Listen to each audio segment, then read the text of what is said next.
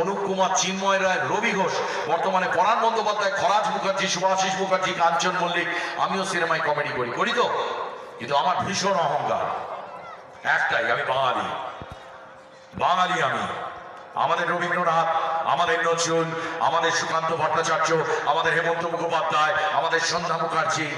আমি বাঙালি। বিভূতিভূষণ বন্দ্যোপাধ্যায়, তারাশঙ্কর বন্দ্যোপাধ্যায়। বাঙালি মানে কিন্তু মারপিট নয়, বাঙালি মানে শুধু রক্ত নয়, বাঙালি মানে বিরাট ইতিহাস।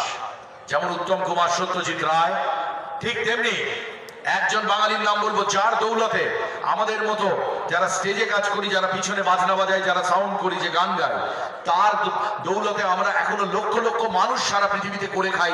তার গান গেয়ে, তার মতো কমেডি করে, তার সিনেমায় এখনো হলেতে চালিয়ে বা তাকে টিভিতে চালিয়ে। তার নাম কি জানেন? বাঙালির মহান সন্তান কিশোর কুমার গাঙ্গুলি। জোরে হাততালি দিন মহান আত্মার প্রতি, কিশোর কুমার গাঙ্গুলির জন্য। Thank you.